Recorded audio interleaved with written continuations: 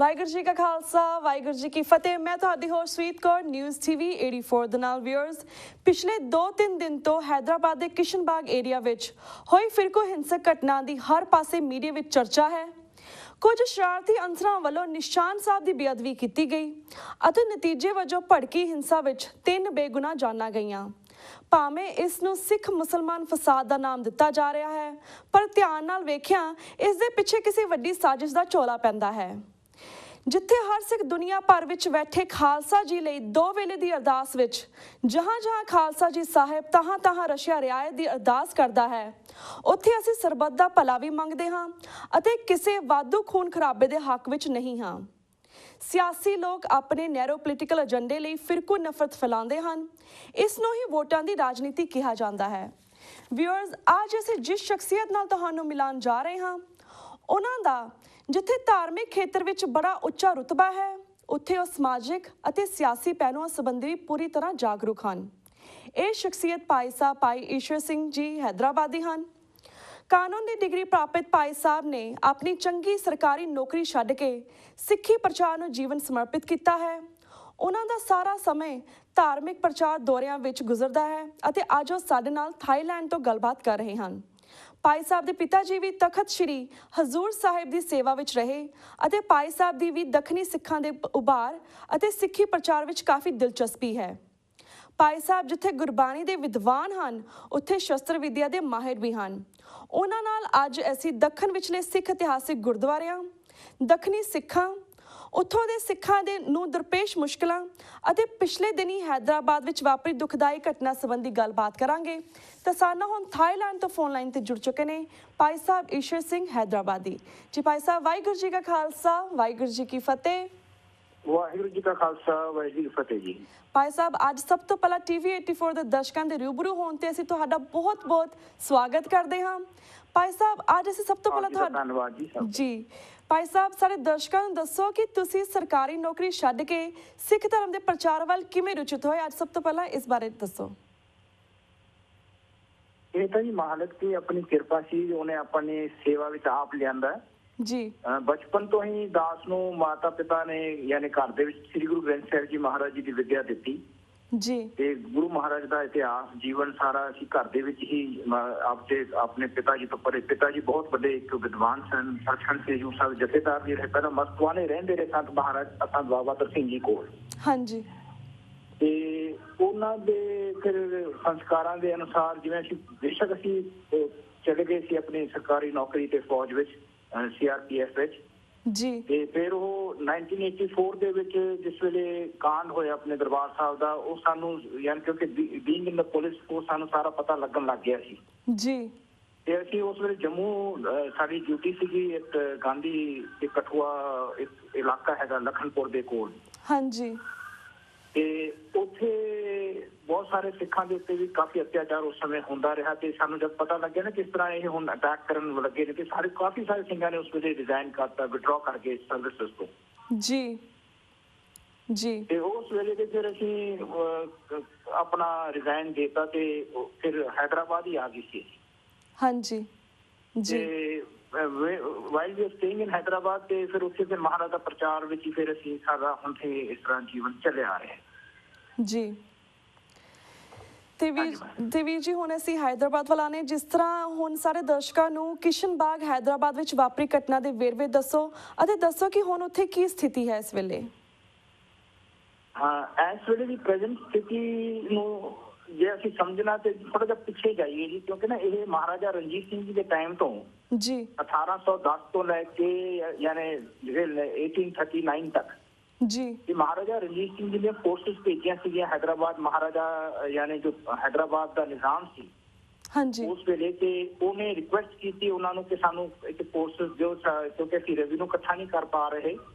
ਜਿਹੜੇ ਮੁਸਲਿਮ ਤੇ ਇਹਨਾਂ ਦੇ ਸਿਪਾਹੀ ਸਨ ਤੇ ਇਹਨਾਂ ਦੀ ਫੌਜ ਸੀ ਜਿਹਦੇ ਵਿੱਚ ਰੋਹਿਲਾ, ਪਠਾਨ ਤੇ ਮੁਸਲਮਾਨਾਂ ਦੀ ਵੱਖਰੀ ਵੱਖਰੀ ਕੌਮਾਂ ਸੀ ਹਾਂਜੀ, ਉਹ ਹੈਦਰਾਬਾਦ ਨਿਜ਼ਾਮ ਨੂੰ ਦਗਾ ਦੇਣ ਲੱਗ ਗਏ ਸੀ, ਰੈਵਨਿਊ ਦਿੰਦੇ ਨਹੀਂ ਸੀਗੇ ਜੀ।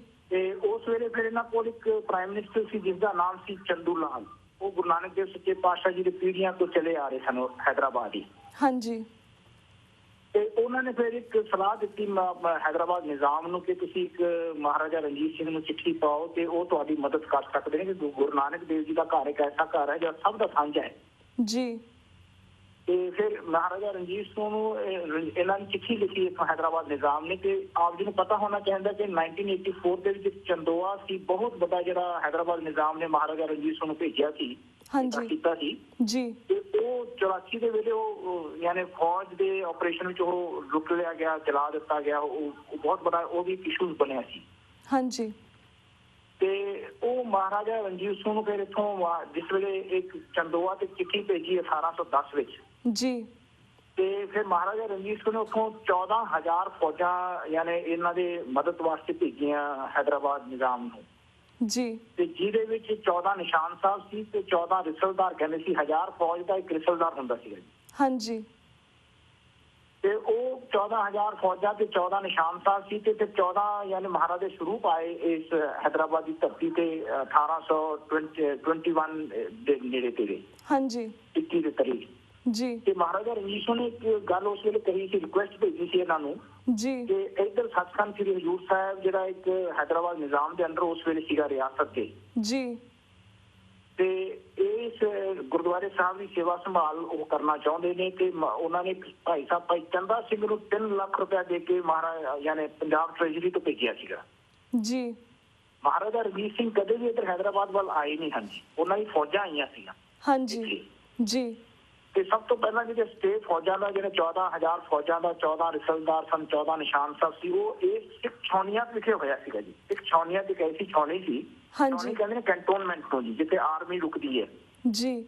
ਤੇ ਇਸ ਤਰ੍ਹਾਂ ਫਿਰ ਉਹਨਾਂ ਨੇ ਇਹਨਾਂ ਦੀ 5 ਛਾਉਣੀਆਂ ਦਿੱਤੀਆਂ ਹੈਦਰਾਬਾਦ ਦੇ ਵਿੱਚ। 5 ਛਾਉਣੀ, ਇੱਕ ਸਿੱਖ ਵਿਲੇਜ ਹੈ, ਇੱਕ ਅਮੀਰਪੇਟ ਗੁਰਦੁਆਰਾ ਸਾਹਿਬ ਹੈ ਜਿੱਥੇ ਹੁਣ ਬਣਿਆ, ਉੱਥੇ ਉਹ ਵੀ ਛਾਉਣੀ ਸੀ ਜੀ। ਇੱਕ ਉੱਪੋਵਾੜਾ ਛਾਉਣੀ ਸੀ, ਨੱਲਾਬਾਗ ਛਾਉਣੀ ਕਹਿੰਦੇ ਸੀ ਤੇ ਦੂਜਾ ਇਸ ਨੂੰ ਆਪਣਾ ਬਹਾਦਰਪੁਰਾ ਜਾਂ ਕਿਸ਼ਨਗੜ੍ਹ ਛਾਉਣੀ ਕਹਿੰਦੇ ਜੀ।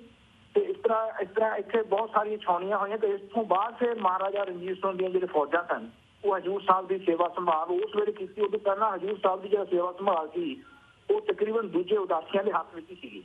ਹਾਂਜੀ। ਤੇ ਇੱਥੇ ਮੈਂ ਸਾਰੇ ਜਿਹੜੇ ਆਪਣੇ ਸਰੋਤੇ ਨੇ ਇਹਨਾਂ ਨੂੰ ਮੈਂ ਦੱਸਣਾ ਚਾਹਾਂਗਾ ਕਿ ਜਿਹੜਾ ਸੱਚਖੰਡ ਸੀ ਹਜ਼ੂਰ ਸਾਹਿਬ ਦੀ ਭੀੜ ਸੀ ਨਾ ਜਿਨ੍ਹਾਂ ਨੂੰ ਗੁਰਤਾ ਗੱਦੀ ਦਿੱਤੀ ਗਈ ਸੀ, ਹਾਂਜੀ, ਉਹ ਭੀੜ ਉੱਥੋਂ ਚੋਰੀ ਹੋ ਗਈ ਹੈ ਜੀ। ਉਹ ਉੱਥੇ ਭੀੜ ਹੈ ਨਹੀਂ ਹੈ, ਇਸ ਵੇਲੇ ਵੀ ਨਹੀਂ ਹੈ ਜਿਨ੍ਹਾਂ ਨੂੰ ਗੁਰਤਾ ਗੱਦੀ ਦਿੱਤੀ ਗਈ ਹੈ। ਇਹ ਬਹੁਤ ਵੱਡਾ ਸਿੱਖ ਕੌਮ ਦਾ ਇਸ਼ੂ ਹੈ ਜਿਹੜਾ ਕਿ ਸਾਡੇ ਕੌਮ ਦੇ ਜਿਹੜੇ ਲੀਡਰ ਨੇ ਜਾਂ ਸਾਡੇ ਤਖਤਾਂ ਦੇ ਜਥੇਦਾਰ ਨੇ ਇਹ ਇਸ ਇਸ਼ੂ ਨੂੰ ਬਿਲਕੁਲ ਨਜ਼ਰਅੰਦਾਜ਼ ਕਰ ਰਹੇ ਨੇ। ਇਹਦੇ ਉੱਤੇ ਬੋਲ ਹੀ ਨਹੀਂ ਰਹੇ ਕੋਈ। ਹਾਂਜੀ। ਇਹਦੇ ਉੱਤੇ ਅਸੀਂ 300 ਸਾਲੇ ਤੇ ਜ਼ਿਕਰ ਕਰਨ ਦੀ ਕੋਸ਼ਿਸ਼ ਕੀਤੀ ਤੇ ਸਾਨੂੰ ਹਜ਼ੂਰ ਸਾਹਿਬ ਤੋਂ ਇਹਨਾਂ ਨੇ ਬੋਲਣਾ ਬੰਦ ਕਰਾਤਾ ਸੀ ਉਸ ਵੇਲੇ ਜੀ।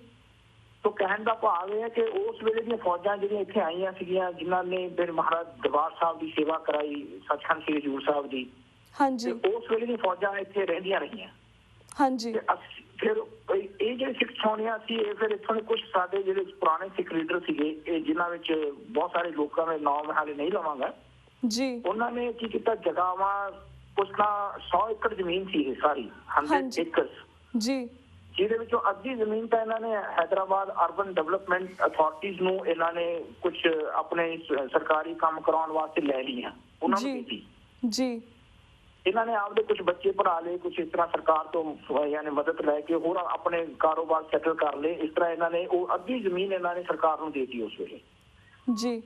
ਫਿਰ ਇਸ ਤੋਂ ਬਾਅਦ ਕੀ ਹੋਇਆ ਕਿ ਕੁਝ ਜਿਹੜੀ ਅੱਧੀ ਜ਼ਮੀਨ ਬਚੀ ਸੀ 80 ਸਾਲ ਤੱਕ ਇਹਨਾਂ ਨੇ ਉੱਥੇ ਲੋਕਾਂ ਨੂੰ ਵੜਨ ਨਹੀਂ ਦਿੱਤਾ ਜੀ, ਸਿੰਘਾਂ ਨੂੰ ਵਸਣ ਨਹੀਂ ਦਿੱਤਾ। ਸਾਡੇ ਲੀਡਰ ਸੀਗੇ ਜੀ, ਹਾਂਜੀ। ਤੇ ਉਹ ਜ਼ਮੀਨਾਂ ਦੇ ਵਿੱਚ ਫਿਰ ਬਹੁਤ ਸਾਰੇ ਮੁਸਲਮਾਨ ਜਿਹੜੇ ਹੁਣ ਸ਼ਰਾਰਤ ਕਰ ਰਹੇ ਨੇ, ਜਿਹੜੀ ਗੜਬੜ ਹੋ ਰਹੀ ਹੈ, ਇਹ ਉਹਨਾਂ ਨੇ ਫਿਰ ਮੁਸਲਮਾਨਾਂ ਨੇ ਕਬਜ਼ਾ ਕਰ ਲਈ ਬਹੁਤ ਸਾਰੀ ਜਗ੍ਹਾ ਉੱਪਰ ਜੀ ਪਹਾੜਾਂ ਤੇ। ਹਾਂਜੀ। ਇਹਦੇ ਦੂਜੇ ਪਾਸੇ ਇੱਕ ਮੀਰ ਆਲਮ ਕਰਕੇ ਟੈਂਕ ਹੈਗਾ ਜੀ, ਵਾਟਰ ਟੈਂਕ ਹੈਗਾ, ਵਾਟਰ ਰਿਜ਼ਰਵੁਆਰ ਹੈਗਾ, ਬਹੁਤ ਵੱਡਾ ਰਿਜ਼ਰਵੁਆਰ ਹੈਗਾ ਜੀ।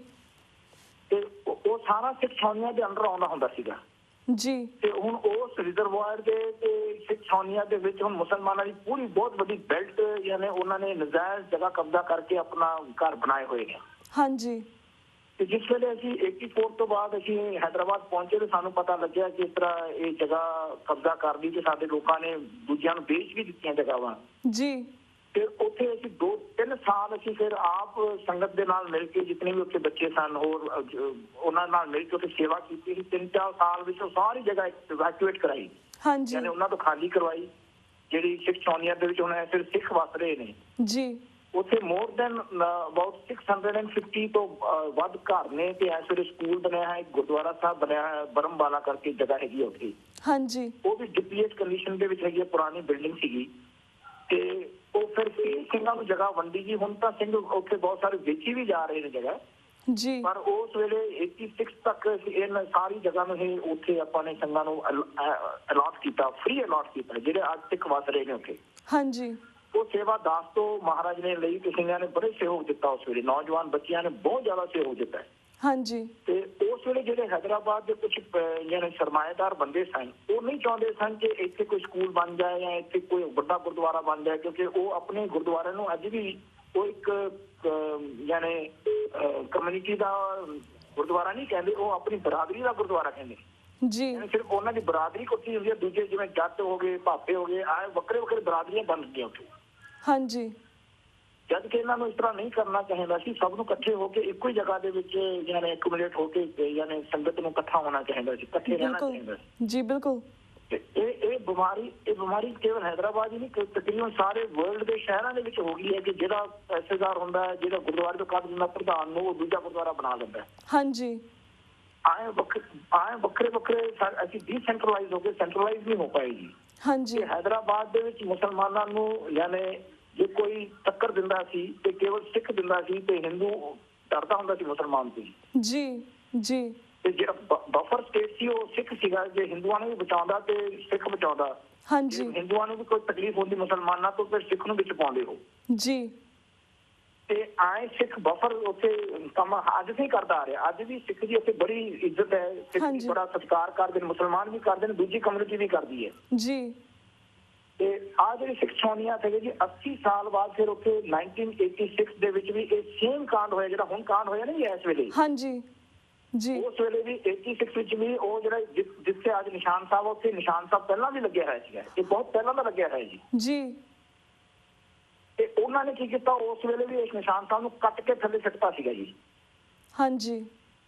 ਤੇ ਉਸ ਵੇਲੇ ਦਾਸ ਫਿਰ ਭੁੱਖ ਹੜਤਾਲ ਤੇ ਬੈਠਾ ਤੇ ਉੱਥੇ ਸੰਗਤ ਇਕੱਠੀ ਹੋਈ ਤੇ ਉਸ ਵੇਲੇ ਵੀ ਫਿਰ ਇਹਨਾਂ ਦੇ ਕਾਫੀ ਕੇਸ ਬਣੇ ਸੀ ਮੁਸਲਿਮ ਕਮਿਊਨਿਟੀ ਦੇ ਜੀ। ਤੇ ਇਹ ਯਾਨੀ ਉਹ ਸਿਰਫ ਜਗ੍ਹਾ ਕਬਜ਼ਾ ਕਰਨ ਦੇ ਖਿਆਲ ਦੇ ਵਿੱਚ ਇਹਨਾਂ ਨੇ ਇਹ ਯਾਨੀ ਉਸ ਵੇਲੇ ਸ਼ਰਾਰਤ ਕੀਤੀ। ਉਸ ਵੇਲੇ 86 ਦੀ ਗੱਲ ਹੈ। ਹਾਂਜੀ। ਫਿਰ ਇੱਕ ਵਾਰ ਇਹਨਾਂ ਦਾ ਕਾਂਡ ਹੋਇਆ 2004 ਦੇ ਵਿੱਚ, ਉਸ ਵੇਲੇ ਵੀ ਸੇਮ ਕਾਂਡ ਇਹੀ ਹੋਇਆ ਜੀ। ਜੀ। ਉਸ ਵਿੱਚ ਵੀ ਉਹਨਾਂ ਦਾ ਜਿਹੜਾ ਹੁਣ ਇੱਕ ਬੰਦਾ ਗੁਜ਼ਰਿਆ, ਉਹਦਾ ਇੱਕ ਸਾਲਾ ਸੀ ਅਫਜ਼ਲ ਕਰਕੇ, ਉਹ ਬੰਦਾ ਉਸ ਵੇਲੇ ਵੀ ਮਾਰਿਆ ਗਿਆ ਜੀ। ਹਾਂਜੀ। ਮੁਸਲਿਮ ਕਮਿਊਨਿਟੀ ਦੇ ਸਨ, ਪਰ ਅਸੀਂ ਨਹੀਂ ਚਾਹੁੰਦੇ ਸਨ ਕਿ ਉਹ ਇਸ ਤਰ੍ਹਾਂ ਕੋਈ ਗੜਬੜ ਹੋਵੇ ਉੱਥੇ। ਕੁਝ ਲੋਕਾਂ ਦੇ ਉਕਸਾਉਣ ਦੇ ਨਾਲ ਗੱਲ ਹੋ ਗਈ, ਫਿਰ ਅਸੀਂ ਉਹਨਾਂ ਨੂੰ ਡਿਮਾਈਜ਼ ਕੀਤਾ। ਅਸੀਂ ਚਾਹੁੰਦੇ ਸੀ ਕਿ ਮੁਸਲਮਾਨ ਵੀ ਭਾਈਚਾਰੇ ਵਿੱਚ ਸਾਡੇ ਨਾਲ ਮਿਲ ਕੇ ਮਿਲ ਵਰਤਨ ਚ ਰਹੇ। ਜੀ, ਜੀ। ਤੇ ਆਏ ਫਿਰ ਕਾਫੀ ਚਿਰ ਚੱਲਦਾ ਪਿਆਰ ਦੇ ਨਾਲ ਬਣੇ ਰਹੇ। ਹੁਣ ਫਿਰ ਜਿਸ ਵੇਲੇ ਇਲੈਕਸ਼ਨਾਂ ਹੋਈਆਂ ਤੇ ਫਿਰ ਇਹਨੂੰ ਐਗਰੀਵੇਟ ਕੀਤਾ ਗਿਆ। ਸਾਨੂੰ ਤਾਂ ਲੱਗਦਾ ਸਿਚੁਏਸ਼ਨ ਇਹ ਕੋਈ ਪੋਲੀਟੀਕਲ ਇਸ਼ੂ ਹੀ ਹੈਗਾ। ਹਾਂਜੀ। ਉਹਨਾਂ ਨੇ ਇਸ ਤਰ੍ਹਾਂ ਹੋਲੀ ਦੇ ਕੇ ਫਿਰ ਸ਼ਰਾਰਤ ਕੀਤੀ ਹੈ। ਹਾਂਜੀ। ਤੇ ਇਹ ਉੱਥੇ ਲੜਾਉਣਾ ਚਾਹੁੰਦੇ ਨੇ ਸਿੱਖਾਂ ਨੂੰ ਤੇ ਮੁਸਲਮਾਨਾਂ ਨੂੰ ਜੀ। ਇਹਦੇ ਵਿੱਚ ਇਹਨਾਂ ਦਾ ਆਪਣਾ ਪੋਲੀਟੀਕਲ ਬੈਨੀਫਿਟ ਹੈਗਾ। ਇਹ ਸਾਨੂੰ ਇਸ ਮਾਹੌਲ ਤੋਂ ਤਾਂ ਇਸ ਤਰ੍ਹਾਂ ਹੀ ਲੱਗ ਰਿਹਾ ਹੈ ਜੀ। ਬਿਲਕੁਲ, ਬਿਲਕੁਲ। ਤੇ ਭਾਈ ਸਾਹਿਬ, ਤੁਹਾਡਾ ਸ਼ੁਕਰੀਆ ਕਿ ਤੁਸੀਂ ਸਾਡੇ ਇਹ ਦੱਖਣੀ ਸਿੱਖਾਂ ਦੇ ਪਿਛੋਕੜ ਬਾਰੇ ਵੀ ਸਾਨੂੰ ਜਾਣਕਾਰੀ ਦਿੱਤੀ ਤੇ ਆਲਸੋ ਦੱਖਣੀ ਸਿੱਖ ਜਿਹੜੇ ਪ੍ਰੋਬਲਮਸ ਇਸ ਵੇਲੇ ਫੇਸ ਕਰ ਰਹੇ ਨੇ ਜਾਂ ਥਰੂ ਆਊਟ ਦਾ ਟਾਈਮ ਫੇਸ ਕੀਤੀ, ਉਸ ਬਾਰੇ ਵੀ ਜਾਣਕਾਰੀ ਦਿੱਤੀ। ਤੇ ਭਾਈ ਸਾਹਿਬ, ਅਸੀਂ ਤੁਹਾਡੇ ਕੋਲ ਇਹ ਵੀ ਜਾਣਨਾ ਚਾਹਾਂਗੇ, ਜਿਸ ਤਰ੍ਹਾਂ ਦੱਖਣ ਵਿਚਲੇ ਸਿੱਖ ਇਤਿਹਾਸਿਕ ਗੁਰਦੁਆਰਿਆਂ ਦਾ ਪ੍ਰਬੰਧ ਭਾਵੇਂ ਉੱਥੋਂ ਦੀਆਂ ਪ੍ਰਬੰਧਕ ਕਮੇਟੀਆਂ ਵੱਲੋਂ ਕੀਤਾ ਜਾਂਦਾ ਹੈ, ਪਰ ਤਖਤ ਸ੍ਰੀ ਹਜ਼ੂਰ ਸਾਹਿਬ ਦੀ ਮਰਿਆਦਾ ਨੂੰ ਲੈ ਕੇ ਕਈ ਵਾਰ ਸਵਾਲ ਖੜੇ ਹੋ ਜਾਂਦੇ ਨੇ, ਜਿਵੇਂ ਕਿ ਤਖਤ ਸ੍ਰੀ ਹਜ਼ੂਰ ਸਾਹਿਬ ਵਿੱਚ ਸਭ ਕੁਝ ਗੁਰੂ ਮਰਿਆਦਾ ਅਨੁਸਾਰ ਨਹੀਂ ਕੀਤਾ ਜਾਂਦਾ। ਇਸ ਦਾ ਕੀ ਕਾਰਨ ਹੈ? ਇਸ ਬਾਰੇ ਵੀ ਤੁਸੀਂ ਆਪਣੇ ਵਿਚਾਰ ਸਾਂਝੇ ਕਰੋ। ਆਏ ਹੈਗਾ ਜੀ ਕਿ ਮੈਂ ਆਪ ਜੀ ਨੂੰ ਹੁਣੀ ਦੱਸਿਆ ਸੀ ਕਿ 1820 ਤੋਂ ਲੈ ਕੇ 1825 ਤੱਕ ਜੀ ਉੱਥੇ ਉਦਾਸੀਆਂ ਦਾ ਕਬਜ਼ਾ ਰਿਹਾ। ਤਕਰੀਬਨ ਸਿੰਘ ਉੱਥੋਂ ਚਲੇ ਗਏ ਸਨ ਜੀ। ਵੱਡੇ ਘੱਲੂਘਾਰੇ ਦੇ ਵੀ ਜ਼ਿਕਰ ਸੁਣਿਆ ਹੋਣਾ। ਭਾਈ ਸਾਹਿਬ ਭਾਈ ਕਾਨ ਸਿੰਘ ਲਿਖਦੇ ਨੇ ਕਿ ਵੱਡੇ ਘੱਲੂਘਾਰੇ ਦੇ ਵਿੱਚ ਇਹ ਵੀਰ ਇੱਥੋਂ ਉੱਥੇ ਘੱਲੂਘਾਰੇ ਵਿੱਚ ਕੁੱਪਰ ਹੇੜੇ ਆ ਗਈ ਸੀ। ਜੀ ਤੇ ਅਹਿਮਦ ਸ਼ਾਹ ਦੇ ਅਬਦਾਲੀ ਦੇ ਜਿਸ ਵੇਲੇ ਉੱਥੇ ਅਟੈਕ ਹੋਇਆ ਤੇ ਉਹਦੇ ਵਿੱਚ ਉਹ ਵੀਰ ਉੱਥੋਂ ਕਹਿੰਦੇ ਕਾਬਲ ਚਲੀ ਗਈ ਆਏ, ਉਹ ਇਤਿਹਾਸ ਵਿੱਚ ਆਪਣੇ ਮਹਾਨ ਕੋਸ਼ ਵਿੱਚ ਦਿਖਦੇ ਨੇ। ਹਾਂਜੀ ਯਾਨੀ ਇਹ ਤਕਰੀਬਨ ਇੱਥੋਂ ਜਗ੍ਹਾ ਖਾਲੀ ਹੋ ਗਈ ਸੀ। ਉਸ ਵੇਲੇ ਵੀ ਇੱਥੇ ਰਜ਼ਾਕਾਰਾਂ ਦਾ ਸਮੇਂ ਸੀ, ਮੁਸਲਮਾਨਾਂ ਦਾ ਬਹੁਤ ਜ਼ਿਆਦਾ ਇੱਥੇ ਜ਼ੋਰ ਸੀਗਾ ਜੀ, ਕਿਉਂਕਿ ਹੈਦਰਾਬਾਦ ਨਿਜ਼ਾਮ ਦਾ ਇੱਥੇ ਰਾਜ ਸੀਗਾ ਜੀ। ਤੇ ਸਿੰਘਾਂ ਨੂੰ ਪਾਣੀ ਪੀਣ ਵਾਸਤੇ ਨਾ ਗੋਦਾਵਰੀ ਤੱਕ ਆਉਣਾ ਬੜਾ ਮੁਸ਼ਕਲ ਹੋ ਗਿਆ ਸੀਗਾ ਜੀ। ਹਾਂਜੀ। ਫਿਰ ਸਿੰਘਾਂ ਨੇ ਉੱਥੇ ਫਿਰ 2 ਖੂਹ ਬਣਾਏ ਜੀ, ਇੱਕ ਤਾਂ ਲੰਗਰ ਸਾਹਿਬ ਦੇ ਵਿੱਚ ਬਣਾਇਆ ਉਹਨਾਂ ਨੇ ਤੇ ਦੂਜਾ ਇੱਕ ਸੱਚਖੰਡ ਦਰਬਾਰ ਸਾਹਿਬ ਦੇ ਬਿਲਕੁਲ ਸਾਹਮਣੇ ਬਣਾਇਆ ਜੀ। ਜੀ ਤੇ ਇਹ ਫਿਰ ਜਿਹੜੀ ਮਰਿਆਦਾ ਹੋਈ ਨਾ ਜੀ, ਉਸ ਵੇਲੇ ਚੰਦੂ ਲਾਲ ਕਿਉਂਕਿ ਹਿੰਦੂ ਸਨ ਤੇ ਉਹਨਾਂ ਨੂੰ ਖੁਸ਼ ਕਰਨ ਵਾਸਤੇ ਉਦਾਸੀਆਂ ਨੇ ਉੱਥੇ ਆਰਤੀਆਂ ਸ਼ੁਰੂ ਕੀਤੀਆਂ। ਹਾਂਜੀ। ਤੇ ਜਿਹੜੇ ਫਿਰ ਸੁੱਖੇ ਦਾ ਭੋਗ ਲਗਾਉਣਾ, ਆ ਜਿਹੜਾ ਭੰਗ ਦਾ ਭੋਗ ਲਗਾਉਣਾ, ਇਹ ਉੱਥੇ ਉਸ ਵੇਲੇ ਸ਼ੁਰੂ ਹੋਇਆ ਜੀ। ਹਾਂਜੀ ਜੀ। ਤੇ ਇਹ ਜਿਹੜਾ ਜਿਤਨਾ ਫਿਰ ਟੱਲੀਆਂ ਖੜਕਾਉਣੀਆਂ, ਇਹ ਉਸ ਵੇਲੇ ਇੱਕ ਐਸਾ ਸੀਗਾ ਜਿਵੇਂ ਸਿੰਘਾਂ ਨੂੰ ਇਕੱਠਾ ਕਰਨਾ ਹੁੰਦਾ, ਜਿਵੇਂ ਟੱਲੀ ਵਜਾਉਣੇ, ਬੈਲ ਵਜਾਉਣੇ ਦੀ ਸਿੰਘ ਇਕੱਠੇ ਹੋ ਜਾਂਦੇ ਸਨ। ਹਾਂਜੀ। ਤੇ ਅਰਦਾਸ ਹੈ ਤਾਂ ਟੱਲੀ ਖੜਕਾਉਂਦੇ, ਤੇ ਅੱਜ ਵੀ ਉਹ ਇੱਕ ਰਿਵਾਇਤ ਇਸ ਤਰ੍ਹਾਂ ਚੱਲੀ ਆ ਰਹੀ ਹੈ। ਜੀ ਜੀ।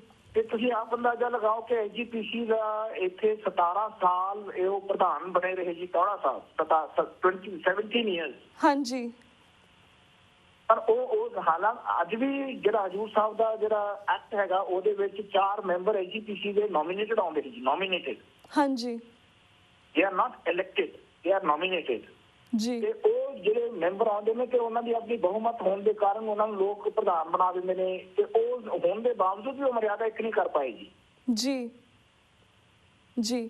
ਉਹਦੇ ਕਈ ਕਾਰਨ ਸੀ ਕਿ ਇੱਥੋਂ ਦੇ ਲੋਕਾਂ ਨੂੰ ਪ੍ਰੋਪਰ ਐਜੂਕੇਟ ਨਹੀਂ ਕਰ ਪਾਏ। ਅੱਜ ਵੀ ਜਿਹੜੇ ਅੰਮ੍ਰਿਤ ਸੰਚਾਰ ਅੰਦਰ ਕਰਾਇਆ ਜਾਂਦਾ ਉੱਥੇ, ਹਾਂਜੀ, ਤੇ ਉਹਦੇ ਵਿੱਚ ਬੀਬੀਆਂ ਨੂੰ ਜਪਜੀ ਸਾਹਿਬ ਦਾ ਹੀ ਪਾਠ ਕਰਕੇ ਕਿਰਪਾਨ ਦੇ ਨਾਲ ਅੰਮ੍ਰਿਤ ਛਕਾਇਆ ਜਾਂਦਾ ਜੀ ਅੱਜ ਵੀ। ਜੀ।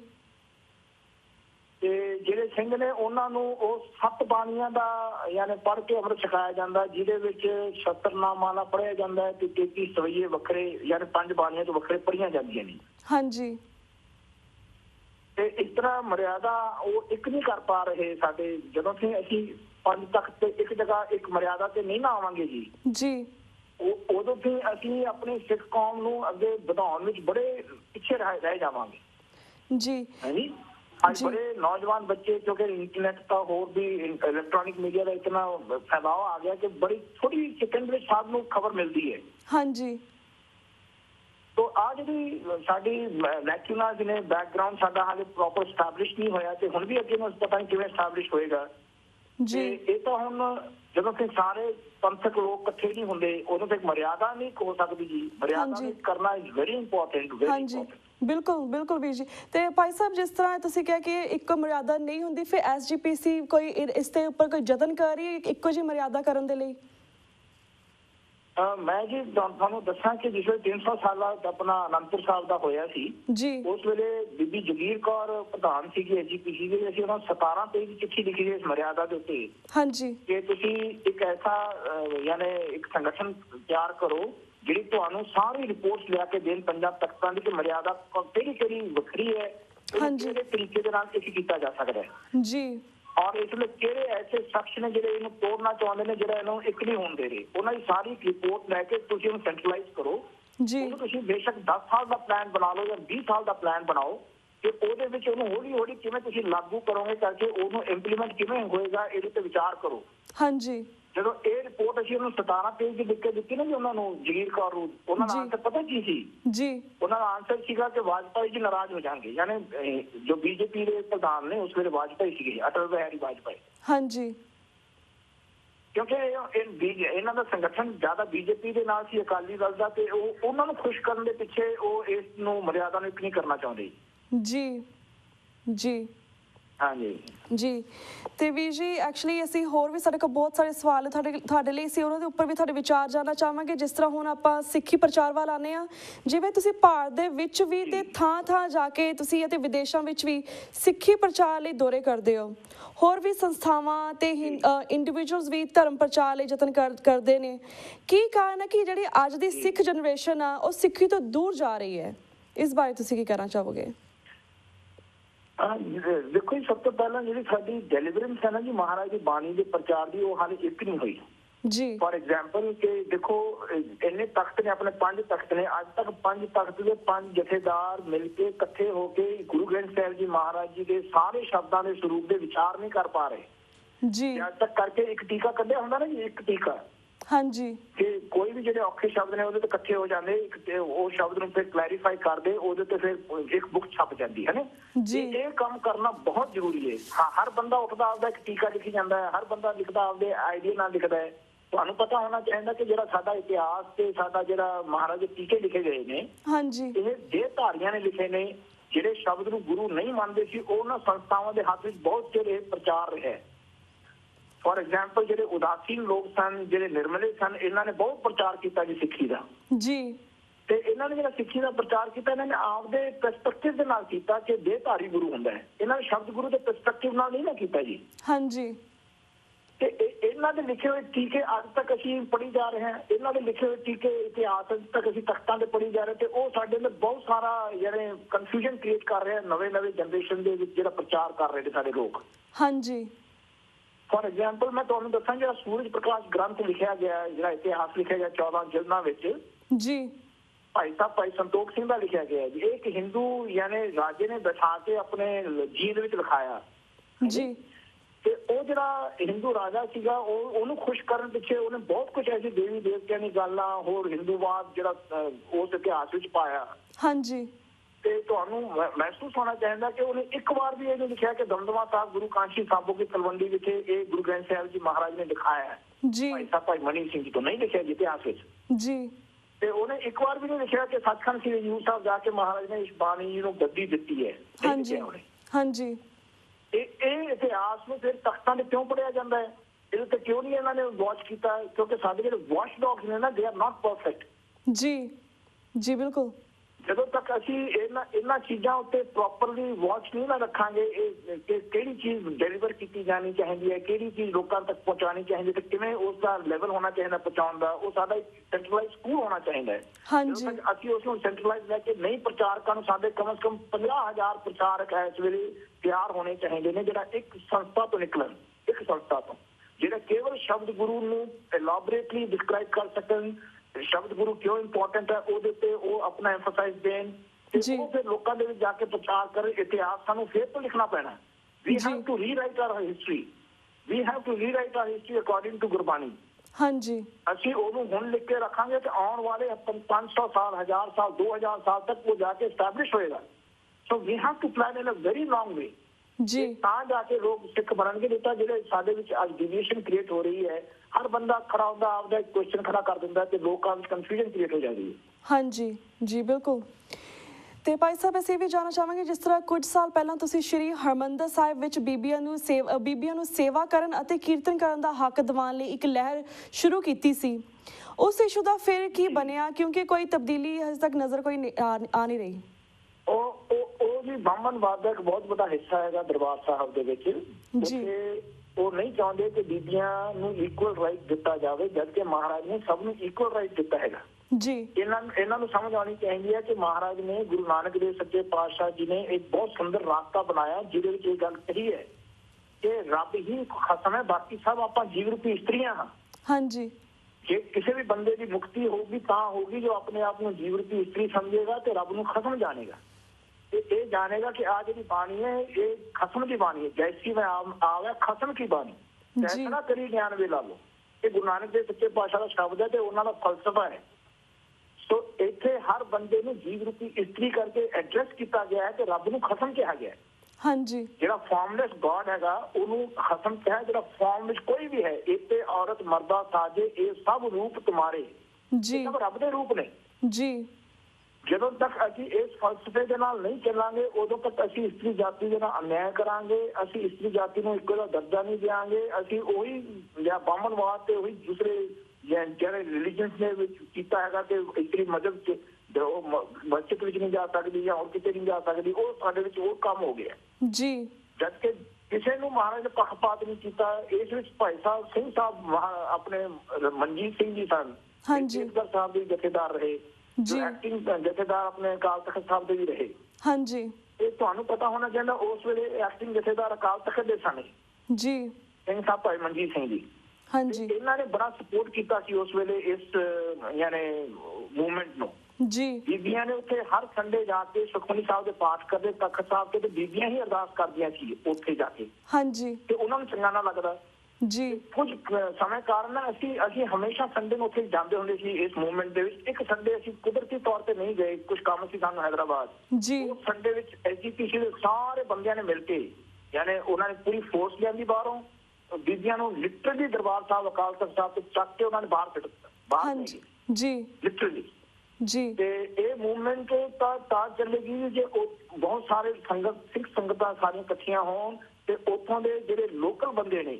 ਹਾਂਜੀ ਫੋਰ ਐਗਜ਼ਾਮਪਲ ਮੈਂ ਤੁਹਾਨੂੰ ਦੱਸਾਂ ਕਿ ਜਿਹੜੇ ਉੱਥੇ ਇੱਕ ਸੈਕਟਰੀ ਸਨ ਹਾਂਜੀ ਐਜੀਪੀਸੀ ਦੇ ਜੀ, ਤੇ ਉਹਨਾਂ ਦਾ ਇਹ ਬਿਆਨ ਸੀਗਾ ਕਿ ਬੀਬੀਆਂ ਤਾਂ ਅਛੂਤ ਹੁੰਦੀਆਂ ਨੇ, ਬੀਬੀਆਂ ਨੂੰ ਮਹਾਵਾਰੀ ਆਉਂਦੀ ਹੈ ਤੇ ਬੀਬੀਆਂ ਦੀ ਯਾਨੀ ਉਸ ਪੀਰੀਅਡ ਦੇ ਕਾਰਨ ਉਹਨਾਂ ਨੂੰ ਦਰਬਾਰ ਸਾਹਿਬ ਦੇ ਵਿੱਚ ਨਹੀਂ ਜਾਣ ਦਿੱਤਾ ਜਾਂਦਾ ਜੀ। ਤੇ ਇਸ ਤਰ੍ਹਾਂ ਉਹਨਾਂ ਨੇ ਐਸੇ ਗੱਲਾਂ ਕੀਤੀਆਂ ਕਿ ਸਾਡਾ ਦਿਮਾਗ ਘੁੰਮ ਗਿਆ। ਮੈਂ ਕਿਹਾ ਜੀ ਮਹਾਰਾਜ ਨੇ ਐਸਾ ਕੋਈ ਸੂਤਕ ਦੀ ਗੱਲ ਨਹੀਂ ਕੀਤੀ। ਮਹਾਰਾਜ ਨੇ ਸਭ ਨੂੰ ਕਿਹਾ ਭਾਈ ਇਹ ਸੂਤਕ ਗਿਆਨ ਦੇ ਨਾਲ ਹੀ ਉੱਤਰ ਸਕਦਾ, ਆਏ ਸੂਤਕ ਨੂੰ ਅਸੀਂ ਮੰਨਦੇ ਹੀ ਨਹੀਂ ਹਾਂ ਜੀ। ਪਰ ਇਹ ਮਾਮਨਵਾਦ ਉਹਨਾਂ ਦੇ ਹਰ ਪੱਖ ਦੇ ਤੁਸੀਂ ਦੇਖੋ, ਜਿਸ ਵੇਲੇ ਸਵੇਰੇ ਦਰਬਾਰ ਸਾਹਿਬ ਦੀ ਯਾਨੀ ਇਸ਼ਨਾਨ ਕਰਾਉਣੇ ਦੇ ਅੰਦਰ ਇਸ਼ਨਾਨ ਕਰਾਉਂਦੇ ਨੇ ਸਵੇਰੇ 12 ਵਜੇ, ਹਾਂਜੀ ਉਸ ਵੇਲੇ ਵੀ ਅੰਦਰ ਬੀਬੀਆਂ ਨੂੰ ਨਹੀਂ ਜਾਣ ਦਿੰਦੇ ਜੀ, ਨਹੀਂ ਜਾਣ ਦਿੰਦੇ ਜੀ। ਤੇ ਨਾ ਪਾਲਕੀ ਦੀ ਸੇਵਾ ਦੇ ਵਿੱਚ ਬੀਬੀਆਂ ਨੂੰ ਆਉਣ ਦਿੰਦਾ। ਅਸੀਂ ਹਾਲਾਂਕਿ ਉਹਨਾਂ ਨੂੰ ਸਪੈਸ਼ਲ ਕਿਹਾ ਸੀਗਾ ਕਿ ਜੇ ਤੁਸੀਂ ਕਹਿੰਦੇ ਪਾਲਕੀ ਬਹੁਤ ਭਾਰੀ ਹੈ, ਬੀਬੀਆਂ ਨਹੀਂ ਚੱਕ ਸਕਦੀਆਂ, ਹਾਂਜੀ ਸਪੈਸ਼ਲ ਐਸੀ ਪਾਲਕੀ ਬਣਾਵਾਂਗੇ ਜਿਹੜਾ ਕਿ ਉਹਦੀ ਵੇਟ ਘੱਟ ਹੋਏਗਾ ਤੇ ਪਰ ਉਹਦੀ ਸਟਰੈਂਥ ਬਹੁਤ ਰਹੇਗੀ ਜੀ। ਬਿਲਕੁਲ ਨਹੀਂ ਮੰਨੇਗੀ, ਕਿਸੇ ਵੀ ਗੱਲ ਤੇ ਨਹੀਂ ਆਏ। ਅਸੀਂ ਫਿਰ ਉਹਨਾਂ ਨੂੰ ਇਹ ਵੀ ਕਿਹਾ ਕਿ ਇੱਕ ਦਿਨ ਤੁਸੀਂ ਭਾਈਆਂ ਨੂੰ ਦੇ ਦਿਓ, ਇੱਕ ਦਿਨ ਸੇਵਾ ਬੀਬੀਆਂ ਨੂੰ ਦੇ ਦਿਓ। ਤੁਹਾਨੂੰ ਇਹ ਡਰ ਹੈ ਹਾਂਜੀ ਭਾਈ ਜੇ ਭਾਈਆਂ ਦੀ ਜੇ ਬੀਬੀਆਂ ਜਾਣਗੀਆਂ ਤਾਂ ਉੱਥੇ ਗੜਬੜ ਹੋ ਸਕਦੀ ਹੈ। ਹਾਂਜੀ ਤੁਸੀਂ ਬੀਬੀਆਂ ਨੂੰ ਇੱਕ ਦਿਨ ਸੇਵਾ ਵੱਖਰੀ ਦੇ ਦਿਓ, ਭਾਈਆਂ ਨੂੰ ਵੱਖਰੀ ਦੇ ਦਿਓ ਜੀ। ਪਰ ਇਸ ਗੱਲ ਤੇ ਵੀ ਨਹੀਂ ਆਏਗੀ। ਤੁਹਾਨੂੰ ਪਤਾ ਹੋਣਾ ਜਦੋਂ ਸਾਰੀ ਰਾਤ ਬੀਬੀਆਂ ਪ੍ਰਕਰਮਾਂ ਵਿੱਚ ਉੱਥੇ ਪ੍ਰਕਰਮਾਂ ਕਰਦੀਆਂ ਉਦੋਂ ਤਾਂ ਉਹਨਾਂ ਨੂੰ ਕੋਈ ਡਰ ਨਹੀਂ ਹੁੰਦਾ ਜੀ। ਹਾਂਜੀ ਤੇ ਜਦੋਂ ਪਾਲਕੀ ਦੀ ਸੇਵਾ ਕਰਦੇ ਨੇ ਉਹ ਫਿਰ ਇਸ਼ੂ ਚੱਕਦੇ ਨੇ, ਜਾਣ ਕੇ ਇਸ਼ੂ ਬਣਾਇਆ ਕਿ ਨਹੀਂ ਉੱਥੇ ਬੇਅਦਬੀ ਹੋ ਜਾਏਗੀ, ਉੱਥੇ ਕੋਈ ਛੇੜਾਖਾਨੀ ਕਰ ਦੇਗਾ, ਫਿਰ ਗੜਬੜ ਹੋ ਜਾਏਗੀ ਜੀ। ਅਸੀਂ ਉਹਨਾਂ ਨੂੰ ਵੀ ਸੋਲੂਸ਼ਨ ਦਿੱਤਾ ਸੀ ਉਹਨਾਂ ਨੂੰ। ਹਾਂਜੀ ਇੱਕ ਦਿਨ ਪੂਰਾ ਬੀਬੀਆਂ ਨੂੰ ਦਿਓ, ਉਹਨਾਂ ਦਾ ਪੂਰਾ ਮੈਨੇਜਮੈਂਟ ਹੋਵੇ, ਹਾਂਜੀ ਪੂਰੀ ਭਾਈਆਂ ਨੂੰ ਦਿਓ, ਉਹਨਾਂ ਦਾ ਪੂਰਾ ਮੈਨੇਜਮੈਂਟ ਹੋਵੇ, ਹਾਂਜੀ ਐਜੀ ਕੋਈ ਬੇਅਦਬੀ ਕਰ ਹੀ ਨਾ ਸਕੇ ਉੱਥੇ ਜੀ। ਬਿਲਕੁਲ they didn't wanted to agree, ਹਾਂਜੀ came to any conclusion। it's a very long term answer ਹੈ ਜੀ। ਬਿਲਕੁਲ। ਤੇ ਵੀਰ ਜੀ ਜਿਸ ਤਰ੍ਹਾਂ ਟਾਈਮ ਦੀ ਲਿਮਿਟੇਸ਼ਨ ਕਰਕੇ ਅਸੀਂ ਇੱਕ ਸਵਾਲ ਤੋਂ ਦੂਸਰੇ ਸਵਾਲ ਤੇ ਜੰਪ ਕਰ ਰਹੇ ਹਾਂ ਕਿਉਂਕਿ ਹੁਣ ਸਾਡਾ ਵਕਤ ਵੀ ਸਮਾਪਤੀ ਵੱਲ ਜਾ ਰਿਹਾ। ਅਸੀਂ ਚਾਹਾਂਗੇ ਕਿ ਤੁਸੀਂ ਪਹਿਲੀ ਵਾਰ ਸਾਡੇ ਸਿੱਖ ਸੰਗਤਾਂ ਦੇ ਰੂਬਰੂ ਹੋ, ਸਾਡੇ ਦਰਸ਼ਕਾਂ ਦੇ TV 84 ਦੇ ਦਰਸ਼ਕਾਂ ਦੇ ਰੂਬਰੂ ਹੋ। ਤੁਹਾਨੂੰ ਪੂਰੀ ਦੁਨੀਆ ਇਸ ਵੇਲੇ TV 84 ਤੇ ਲਾਈਵ ਵੇਖ ਰਹੀ ਹੈ, ਤੁਸੀਂ ਕੀ ਸੁਨੇਹਾ ਦੇਣਾ ਚਾਹੋਗੇ ਪੂਰੀ ਸਿੱਖਮ ਨੂੰ? ਅਸੀਂ ਤਾਂ ਹੁਣ ਇਹੀ ਸੁਨੇਹਾ ਦੇਵਾਂਗੇ ਕਿ ਸਾਰੇ ਗੁਰਸਿੱਖ ਵੀਰ ਬਾਣੀ ਦੇ ਨਾਲ ਲੱਗਣ ਜੀ, ਬਾਣੀ ਨੂੰ ਵਿਚਾਰਨ। ਜਦੋਂ ਤੱਕ ਬਾਣੀ ਨੂੰ ਵਿਚਾਰਾਂਗੇ ਨਹੀਂ ਨਾ ਜੀ ਉਦੋਂ ਤੱਕ ਪਾਠ ਕਰਨ ਦਾ ਕੋਈ ਮਤਲਬ ਨਹੀਂ ਰਹਿ ਜਾਣਾ ਜੀ। ਖਿਆਲ ਰੱਖੋ ਮਹਾਰਾਜ ਦੀ ਜਿਹੜੀ ਬਾਣੀ ਸੀ, ਮਹਾਰਾਜ ਨੇ ਅਖੰਡ ਪਾਠ ਕਰਾਉਣ ਵਾਸਤੇ, ਸਧਾਰਨ ਪਾਠ ਕਰਾਉਣ ਵਾਸਤੇ ਜਾਂ ਕੋਈ ਦੂਸਰੇ ਇਸ ਤਰ੍ਹਾਂ ਲੋਕਾਂ ਨੂੰ ਦੂਸਰਿਆਂ ਤੋਂ ਪਾਠ ਕਰਾਉਣ ਵਾਸਤੇ ਗੁਰੂ ਗ੍ਰੰਥ ਸਾਹਿਬ ਦੀ ਬੀੜ ਨਹੀਂ ਲਿਖੀ ਸੀ। ਹਾਂਜੀ ਮਹਾਰਾਜ ਨੇ ਕਿਹਾ ਹਰ ਬੰਦੇ ਨੂੰ ਆਪ ਪਾਠ ਕਰਨਾ ਪਏਗਾ। ਪਾਠ ਇਜ਼ ਅ ਲੈਸਨ ਜੀ। ਆਇਓ ਸੁਣਨ ਪੜਨ ਕੋ ਬਾਣੀ। ਅਸੀਂ ਬਾਣੀ ਨੂੰ ਨਾ ਨਾਮ ਸਿਮਰਨ ਸਮਝਦੇ ਹਾਂ, ਨਾ ਕੀਰਤਨ ਨੂੰ ਨਾਮ ਸਿਮਰਨ ਸਮਝਦੇ ਹਾਂ। ਅਸੀਂ ਉਹੀ ਜੋਗੀਆਂ ਵਾਲਾ ਕੰਮ, ਅਸੀਂ ਉਹੀ ਜਿਵੇਂ ਦੂਸਰੇ ਜਾਤੀ ਦੇ ਕਰਦੇ ਨੇ ਮੈਡੀਟੇਸ਼ਨ, ਅਸੀਂ ਉਸ ਤਰ੍ਹਾਂ ਮੈਡੀਟੇਸ਼ਨ ਕਰਨ ਲੱਗੇ ਜੀ। ਜੀ ਸਾਡਾ ਮੈਡੀਟੇਸ਼ਨ ਕਰਨ ਦਾ ਤਰੀਕਾ ਬਿਲਕੁਲ ਵੱਖਰਾ ਬਣਾਇਆ। ਨਾ ਅਸੀਂ ਘਰ ਛੱਡਣਾ ਹੈ ਤੇ ਨਾ ਅਸੀਂ ਕਾਰੋਬਾਰ ਛੱਡਣਾ ਹੈ। ਆਤ ਪਾਉ ਕਰ ਕਾਮ ਸਭ ਚੀਤ ਨਿਰੰਜਨ ਨਾਲ। ਹਾਂਜੀ ਮਹਾਰਾਜ ਕਹਿੰਦੇ ਕਾਹੇ ਰੇ ਮਨ ਖੋਜਣ ਜਾਈ, ਸਰਬ ਨਿਵਾਸੀ ਸਦਾ ਲੇਪਾ ਤੋਹੀ ਸੰਗ ਸਮਾਈ। ਕਹਿੰਦੇ ਨਾ ਤੁਹਾਨੂੰ ਜੰਗਲਾਂ ਜਾਣ ਦੀ ਲੋੜ ਹੈ, ਰੱਬ ਜਿਹੜਾ ਤੁਹਾਡੇ ਨਾਲ ਰਹਿੰਦਾ ਤੁਸੀਂ ਉਹਨੂੰ ਕਿਵੇਂ ਧਿਆਨ ਸਕਦੇ ਹੋ, ਇਹਦੇ ਪ੍ਰਤੀ ਹਰ ਬੰਦੇ ਨੂੰ ਐਡੂਕੇਟ ਹੋਣਾ ਚਾਹੀਦਾ ਹੈ ਜੀ। ਬਿਲਕੁਲ ਐਜੂਕੇਸ਼ਨ ਜਦੋਂ ਤੱਕ ਨਹੀਂ ਨਾ ਆਏਗੀ, ਵਿਚਾਰ ਨਹੀਂ ਨਾ ਕਰਨਗੇ ਬਾਣੀ ਜਰਲੋ ਵਿਚਾਰ ਸੀ ਜੇ ਕੋ ਗੁਰਮੁਖ ਹੋਏ ਜੀ, ਬਾਣੀ ਮਹਾਂਪੁਰਖ ਕੀ ਨਿਜ ਕਰ ਵਾਸਾ ਹੋਏ। ਹਾਂਜੀ ਜਦੋਂ ਤੱਕ ਇਸ ਬਾਣੀ ਨੂੰ ਨਹੀਂ ਨਾ ਵਿਚਾਰਨਗੇ ਬੱਚੇ, ਇਹ ਉਦੋਂ ਤੱਕ ਇਸ ਦਾ ਕੋਈ ਹੱਲ ਨਹੀਂ ਹੈ, ਜਿੰਨਾ ਮਰਜ਼ੀ ਇਹ ਕੰਮ ਕਰੀ ਜਾਣ ਜੀ। ਬਿਲਕੁਲ। ਤੇ ਭਾਈ ਸਾਹਿਬ ਜੀ ਤੁਹਾਡਾ ਬਹੁਤ ਬਹੁਤ ਸ਼ੁਕਰੀਆ, ਤੁਸੀਂ ਆਪਣੇ ਇਹ ਅਨਮੋਲ ਵਿਚਾਰ ਸਾਡੇ ਨਾਲ ਸਾਂਝੇ ਕੀਤੇ। ਅਸੀਂ ਤੁਹਾਡੇ ਮੋਹਰੇ ਬੇਨਤੀ ਕਰਦੇ ਕਿ ਸਾਡੇ ਬਾਕੀ ਕੁਐਸਚਨਸ ਲਈ ਵੀ ਤੁਸੀਂ ਇੱਕ ਸਮਾਂ ਕੱਢ ਕੇ ਸਾਡੇ ਦਰਸ਼ਕਾਂ ਦੇ ਰੂਬਰੂ ਜ਼ਰੂਰ ਹੋਵੋ, ਪਰ ਅੱਜ ਤੁਹਾਡੇ ਕੋਲ ਅਸੀਂ ਇੱਥੇ ਹੀ ਇਜਾਜ਼ਤ ਲੈਂਦੇ ਹਾਂ ਜੀ। ਵਾਹਿਗੁਰੂ ਜੀ ਕਾ ਖਾਲਸਾ, ਵਾਹਿਗੁਰੂ ਜੀ ਕੀ ਫਤਿਹ। ਵਾਹਿਗੁਰੂ ਜੀ ਫਤਿਹ। ਤੇ ਵਿਊਅਰਸ ਇੱਥੇ ਅਸੀਂ ਤੁਹਾਡੇ ਕੋਲ ਵੀ ਇਜਾਜ਼ਤ ਲੈਂਦੇ ਹਾਂ। ਮੰਡੇ ਨੂੰ ਮਿਲਾਂਗੇ ਸੇਮ ਟਾਈਮ ਸੇਮ ਸ਼ੋ ਤੇ। ਤਦ ਤੱਕ ਲਈ ਵਾਹਿਗੁਰੂ ਜੀ ਕਾ ਖਾਲਸਾ, ਵਾਹਿਗੁਰੂ ਜੀ ਕੀ ਫਤਿਹ।